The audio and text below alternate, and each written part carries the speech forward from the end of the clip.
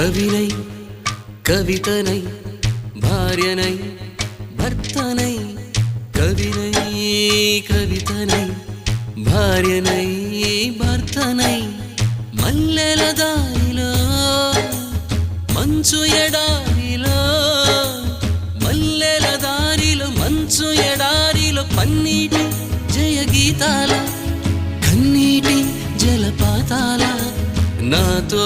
నేను అనుగమిస్తూ నాతో నేనే రమిస్తూ ఒంటరినై అనవరతం కంటున్నాను నిరంతరం కలల్ని కథల్ని మాటల్ని పాటల్ని రంగుల్ని రంగవల్లుల్ని కావ్య కన్యల్ని ఆడపిల్లల్ని జగమంత కుటుంబం నాది ఏకాకి జీవితం నాది